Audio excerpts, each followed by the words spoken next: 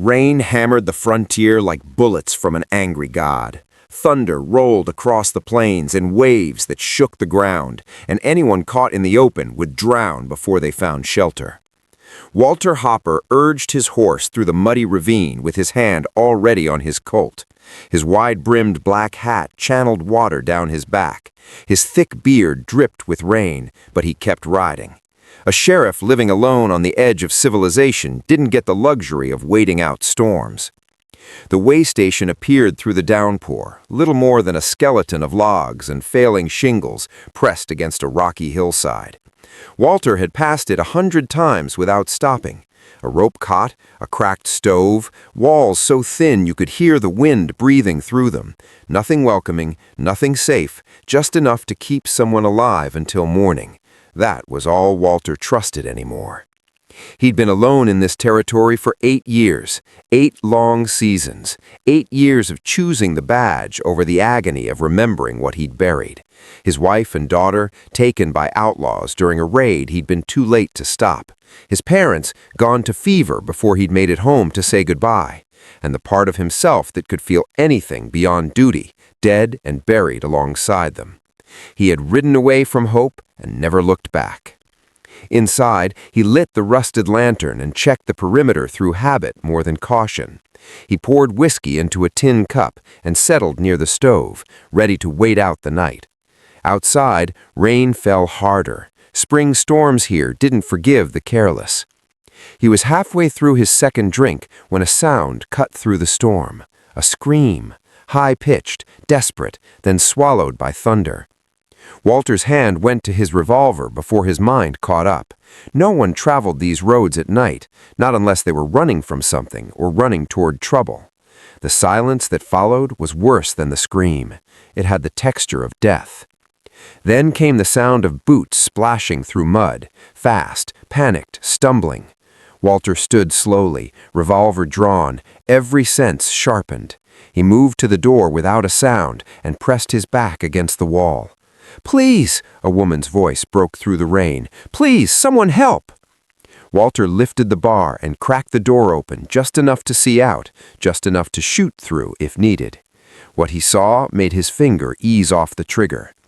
A young woman stood in the mud, soaked to the bone and shaking so hard her teeth clattered.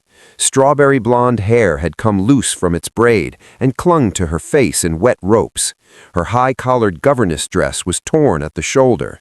Her pale apron was streaked with dirt and something darker, something that looked like blood. In her trembling hands, she clutched a small leather satchel against her chest like it was the only thing keeping her alive. Her eyes found his through the rain, wide and terrified and pleading. "The stagecoach," she gasped. "They attacked the stagecoach. Everyone else is—" Her voice broke. I just ran. Please, they're coming." For a long moment, Walter didn't move. His life worked because it followed rules. Investigate, arrest, deliver justice, move on. No attachments, no complications, no women who looked at him like he was their last chance at salvation. Letting strangers in meant questions he couldn't answer and feelings he'd sworn to never feel again. But something in her expression stopped him cold. It wasn't just fear, it was recognition, the look of someone who'd already lost everything and was watching it happen again. Behind her, somewhere in the darkness beyond the rain, a horse whinnied, then another. Men's voices, low and deliberate, closing in. "How many?" Walter's voice came out rough, unused to conversation. "3, maybe 4. I don't—" Thunder drowned out her words. Walter's jaw tightened. He'd seen enough ambushes to know what came next. "Get inside," he said, stepping back and opening the door just wide enough for her to slip through, "and stay away from the windows." Victoria Dotson had. She'd felt it the moment those gloved hands ripped open the stagecoach door. She'd felt it when the driver's body hit the ground and didn't move. She'd felt it during every desperate step through the dark woods, convinced she'd die before dawn. But nothing compared to the way her heart hammered now, standing in this stranger's shelter, watching him bar the door with movements so practiced they seemed like second nature. Sheriff Walter Hopper didn't look at her. He moved to the window, positioning himself at an angle where he could see out but couldn't be seen. The lantern light caught the hard lines of his weathered face, the scar that ran from his temple to his jaw, the way his eyes had gone flat and cold, like he'd already decided how this night would end. His heavy wool coat dripped onto the floor. His thick gloves stayed on. Even inside, even alone with her, he looked like a man ready for war. Victoria's hands shook as she set down her satchel. Inside it was the ledger, the proof, the reason she was running, the reason those men would kill her if they found her. "Thank you," she whispered, her voice barely audible over the rain. "I didn't think anyone would—" "Don't thank me yet." Walter's voice was gravelly, worn down like stone under water. "Those men out there, they professional?" Victoria swallowed hard. "I think so. They weren't thieves. They were looking for something specific." "You." It wasn't a question. Walter finally turned to look at her, and Victoria felt the full weight of his scrutiny. He wasn't seeing a frightened woman. He was seeing evidence, testimony, a problem that had walked into his life uninvited. "Yes," she admitted, "me." The wind howled, rain battered the roof, and somewhere in that darkness, death was coming closer with every second. Walter pulled a second revolver from his coat and checked the chambers with efficient, familiar movements. "Then they'll be at that door within an hour. And when they get here, miss, you're going to tell me exactly why you're worth killing for." Victoria's breath caught, because she knew that once she told him the truth, once she showed him what was in that satchel, there would be no going back, not for her, and not for the gruff, broken sheriff who just saved her life. Before we continue, subscribe to Wild West Vengeance for relentless stories of revenge and justice. Walter moved to the stove and lit it with practiced efficiency, never taking his eyes off Victoria for more than a few seconds. She stood near the door, dripping onto the rough-hewn floorboards, her arms wrapped around herself like she could hold her body together through sheer will. "Coat off," he said. "You'll catch your death standing there wet." Victoria's hands moved to the buttons, but they trembled too badly to work them free. Walter watched her struggle for 3 attempts before he crossed the room in 2 long strides. His gloved hands moved to her collar, and she flinched. "Easy," he said, his voice softer than she expected. "Just getting you out of this before you freeze." He unbuttoned her coat with the same efficiency he'd used to check his weapons. No warmth in it, no tenderness, just the mechanical care of a man who'd seen too many people die from exposure to let it happen on his watch. He hung the coat near the stove and gestured to the single chair. "Sit. I'll get you something dry." Victoria lowered herself onto the chair, her legs finally giving out. Her hands were still shaking. Walter disappeared into the shadows at the back of the cabin and returned with a wool blanket that smelled of wood smoke and leather. He draped it over her shoulders without meeting her eyes. "Thank you, Sheriff," she said quietly. "How'd you know I was a sheriff?" Victoria gestured weakly toward his chest, where a tarnished star was pinned to his vest. Walter glanced down at it like he'd forgotten it was there. "Right." He moved back to the window, checking the darkness outside. "Name's Walter Hopper. This way station's been abandoned for 2 years, but it'll keep us dry until morning. Then we ride for town." "I can't go to town." Walter's shoulders tensed. "Why not?" "Because those men will follow me there, and anyone who helps me will end up dead." He turned slowly, his expression unreadable beneath the shadow of his hat. "You're already asking me to help you." "I didn't ask," Victoria said, lifting her chin despite the fear still coursing through her. "You made that choice when you opened the door." Something flickered across Walter's face, too quick to name. Respect, maybe, or irritation. He pulled off his gloves and tossed them onto the crude table near the stove. "You got a name, or should I just keep calling you Trouble?" "Victoria Dotson." "Well, Miss Dotson, you're going to tell me what's in that bag you're holding like it's the crown jewels, and you're going to tell me why professional killers are hunting a governess in the middle of nowhere." Victoria's grip on the satchel tightened. If I tell you, you'll be in as much danger as I am." "I've been in danger before." Walter pulled off his hat and ran a hand through his dark, rain-soaked hair. For the first time, she could see his face clearly. The deep scar that cut across his left temple, the hard line of his jaw, the eyes that looked like they'd seen every terrible thing the world had to offer and stopped being surprised by any of it. Talk. But Victoria couldn't, not yet, because talking meant admitting what she'd done, what she'd stolen, what she'd become. In the city, she'd been proper, respectable, invisible. Now she was something else entirely. "I need food first," she said. "I haven't eaten since yesterday morning." Walter studied her for a long moment, then nodded. He moved to the saddlebag he'd dropped near the door and pulled out a bundle wrapped in cloth, dried meat and hard bread. He set it on the table between them and gestured for her to take it. Victoria reached for the bread with unsteady hands. She tore off a piece and ate slowly, forcing herself not to devour it like an animal. Walter watched her with the same cold assessment he'd been using since she arrived, like she was a puzzle he was trying to solve before it killed him. "You got manners," Walter observed. "City manners." "I was raised properly."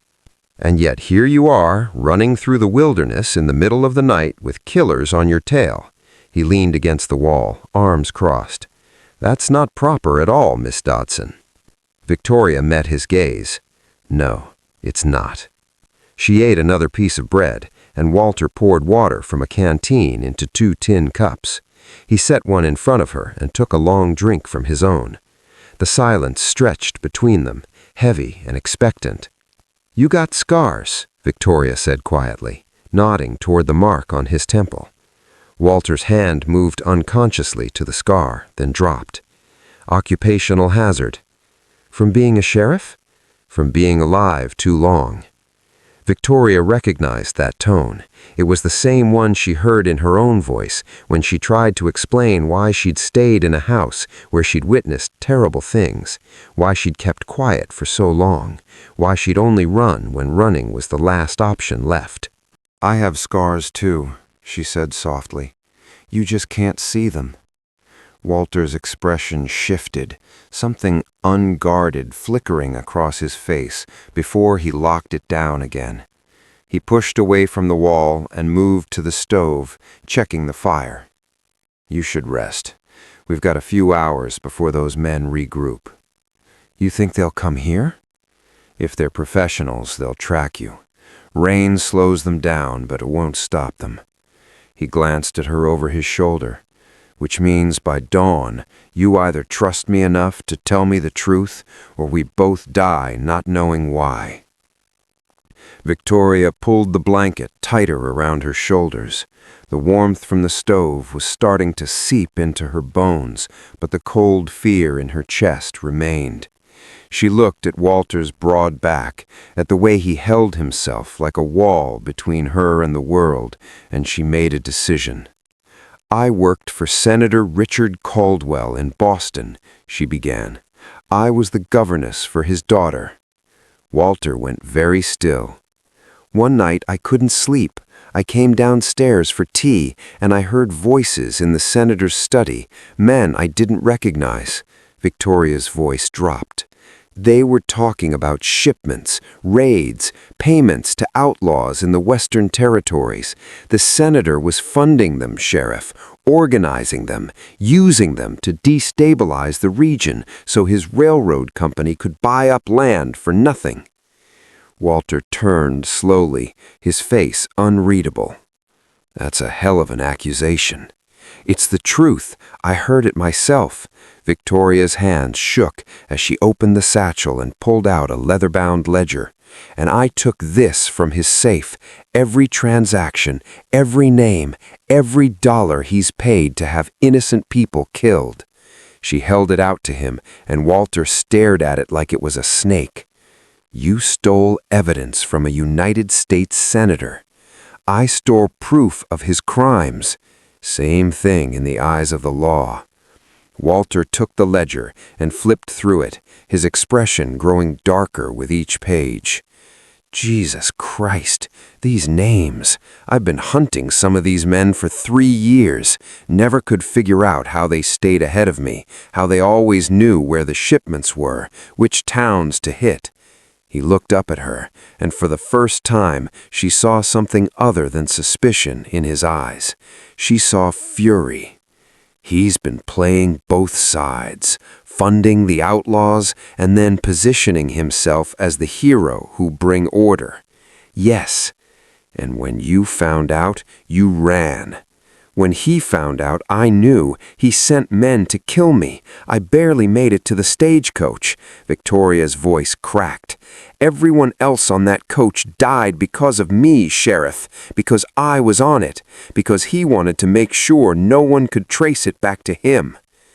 Walter closed the ledger with a snap that echoed through the cabin. He stood there, jaw clenched, staring at nothing. Victoria watched him process it, watched him calculate what this meant, what it would cost.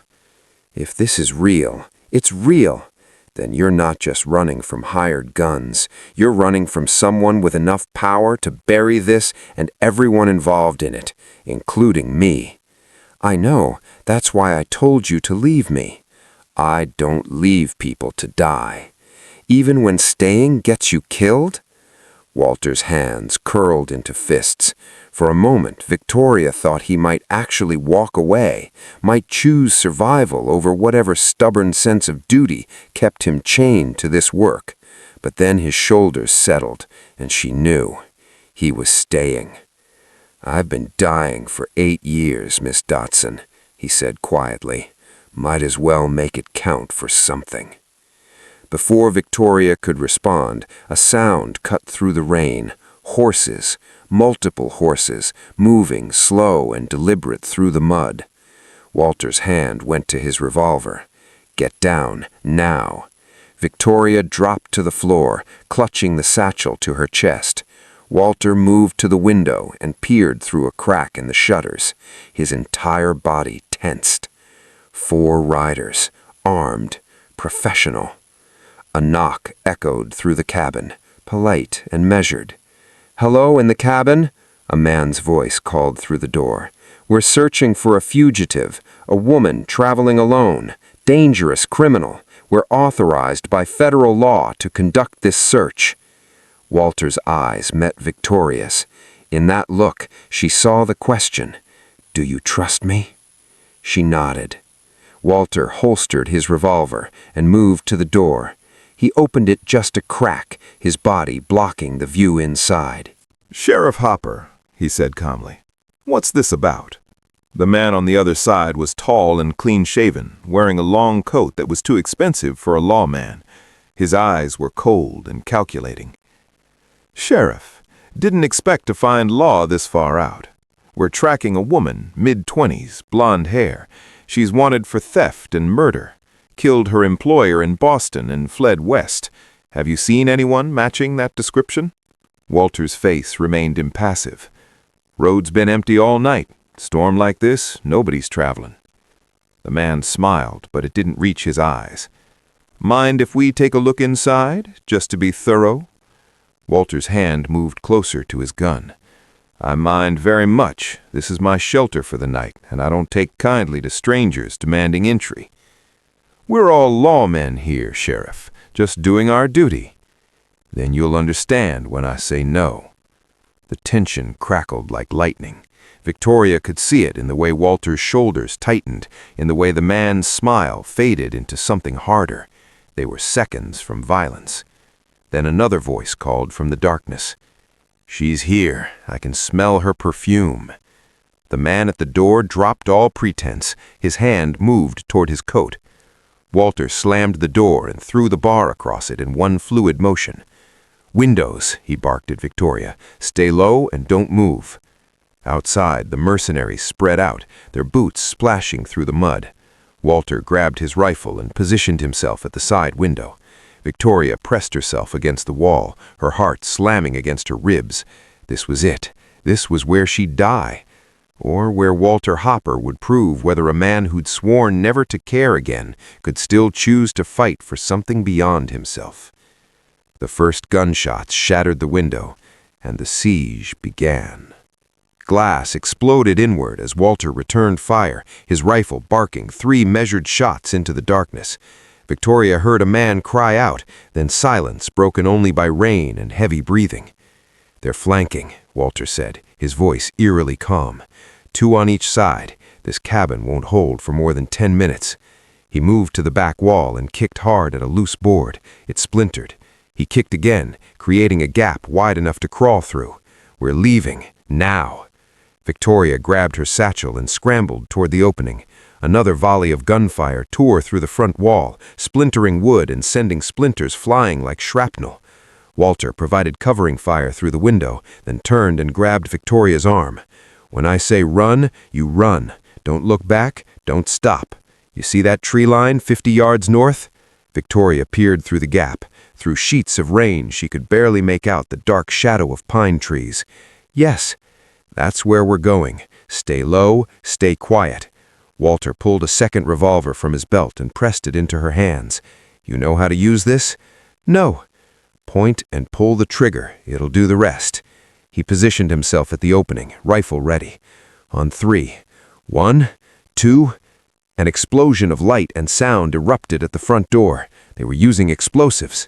"Go!" Walter shoved her through the gap and fired behind them as they ran.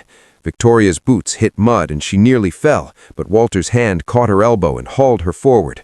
Bullets whined past her head. Rain blinded her. The tree line seemed impossibly far away, and every step felt like running through water. She heard shouting behind them, the mercenaries realizing their quarry was escaping. More gunfire. Walter grunted, stumbled slightly, but kept moving. "You hit?" Victoria gasped. "Keep running." They crashed into the trees, and Walter immediately changed direction, pulling her upward along a steep, rocky slope. Branches tore at her dress, roots tried to trip her, but Walter's grip on her arm never faltered, dragging her forward even when her legs screamed to stop. Behind them, voices called out coordinates. These men were trained. They wouldn't give up. Walter led her higher into the mountains, following some path only he could see. The rain turned to sleet. The temperature dropped. Victoria's teeth chattered so hard she bit her tongue and tasted blood. After what felt like hours, but was probably only 30 minutes, Walter pulled her into a narrow crevice in the rock face.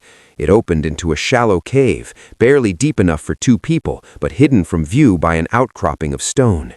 "Inside," he ordered, and Victoria collapsed against the cave wall, her lungs burning. Walter pressed himself at the entrance, listening. Victoria could hear nothing but the wind and her own ragged breathing. After a long moment, Walter moved deeper into the cave and sank down beside her, finally allowing himself to show pain. "You were shot," Victoria said, reaching for him. "Grazed." But when she pulled aside his coat, she saw blood soaking through his shirt at the shoulder. Not a graze, a clean through and through, but bleeding badly. "Let me see it." "We don't have time." "Let me see it, Sheriff." Walter held her gaze for a moment, then nodded. Victoria tore strips from her already ruined petticoat and packed the wound as best she could with shaking hands. Walter didn't make a sound, but she felt him tense when she pulled the makeshift bandage tight.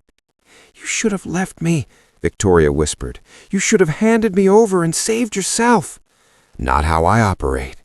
"You don't even know me." Walter looked at her then, really looked at her, and something in his expression shifted. "I know you stole evidence that could hang a senator because you couldn't live with knowing innocent people were dying. I know you tried to warn me off, even though I'm your only chance of survival. I know you're scared out of your mind, but you're still here, still fighting." His voice roughened. "That's enough." Victoria's hands stilled on the bandage. In the dim light filtering into the cave, she could see the exhaustion etched into Walter's face, the pain he was hiding, the weight of 8 years of grief he carried like a physical burden. "I've never felt this way before," she whispered. Walter went very still. "What way?" "Like I'm not alone, like someone actually sees me, not just what I'm supposed to be." Her eyes burned, but she refused to cry. "Like maybe survival isn't the same as living." Walter's hand came up slowly, hesitantly, and touched her face. His calloused thumb brushed her cheekbone, and Victoria felt something break open in her chest that had been locked away for so long she'd forgotten it existed. Victoria! The sound of horses cut through the moment, close, too close. Walter's hand dropped, and he moved to the cave entrance, peering out. His entire body went rigid. "What is it?" Rider coming up the trail, alone. Walter's voice carried a strange note she couldn't identify. "It's my deputy, Caleb." Relief flooded through Victoria. "Help?" But Walter didn't move. He just stood there, watching the rider approach, and slowly, deliberately, he drew his revolver. "Sheriff?" Victoria's voice wavered. The rider came into view through the rain, a younger man with a martial star on his chest. He called out, his voice carrying through the storm. "Walter, you up here? I got your message about the attack." Walter stepped out of the cave, gun raised. "Stop right there, Caleb." The deputy reined in his horse, confusion crossing his face. Then he saw Victoria in the cave behind Walter, and that confusion transformed into something cold and calculating. "So it's true. You're protecting her. How'd you know where to find us?" "Followed the mercenaries. Figured they were tracking something valuable." Caleb's hand moved toward his own weapon. "That ledger she's carrying is worth a lot of money, Walter. Senators offering $10,000 for her return, dead or alive. And you're here to collect? I'm here to survive, same as you should be doing." Caleb's voice hardened. "This is a losing fight. Let her go and walk away." Walter's aim never wavered. "Can't do that." "Why? Because she's got a pretty face? Because you finally found someone to fill that hole where your family used to be?" Caleb spat into the mud. "She's dead either way, Walter. Question is whether you die with her."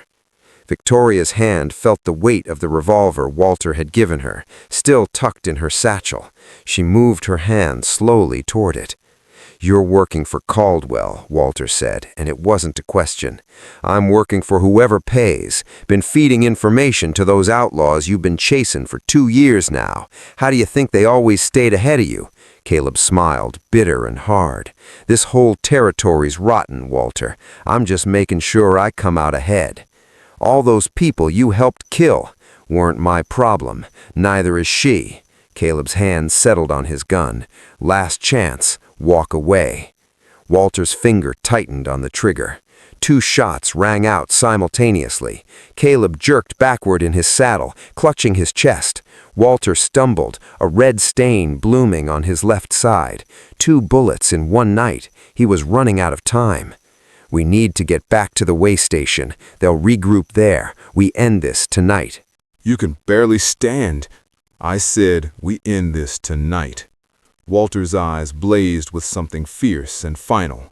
"I'm not running anymore. Not from them, not from this. We take the fight to them, or we die trying." Victoria looked at the revolver in her hands, then at Walter's bloody, determined face, and she understood.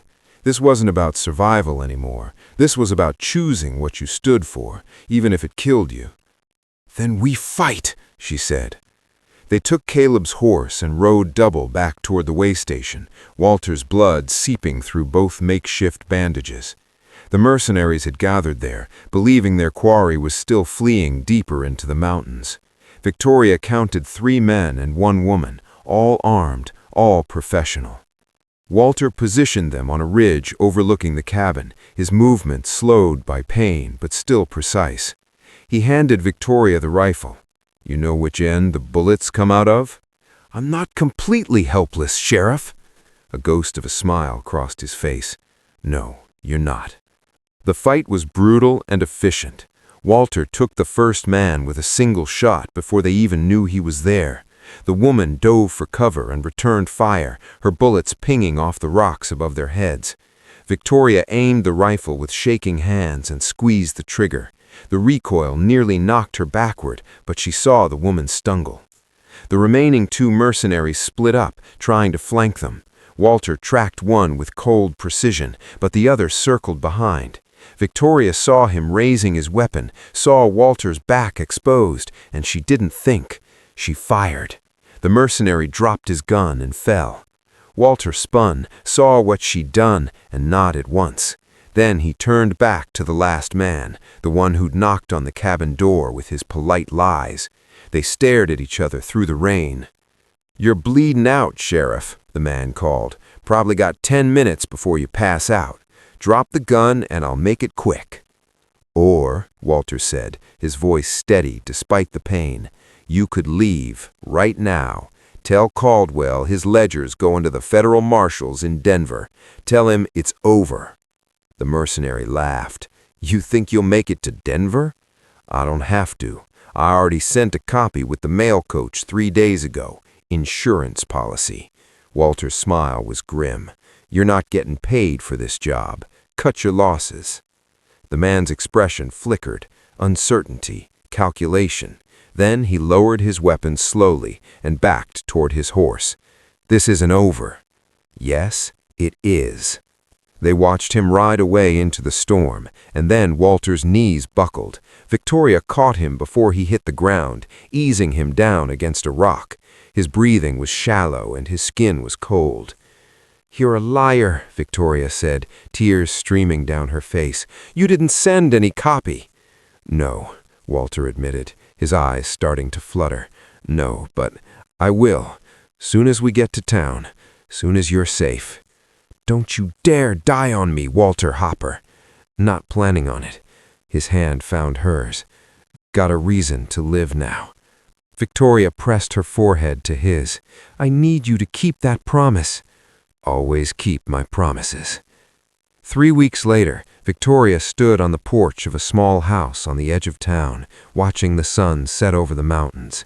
The ledger was in federal hands. Senator Caldwell was awaiting trial, and Walter Hopper was inside, recovering slowly but stubbornly from 2 bullets and a close call with death. The door opened behind her, and Walter emerged, his arm still in a sling, but his color finally returning. He stood beside her, close enough that their shoulders touched. "Doctor says another week and I can ride again." "Good. The town needs their sheriff." "About that," Walter turned to face her.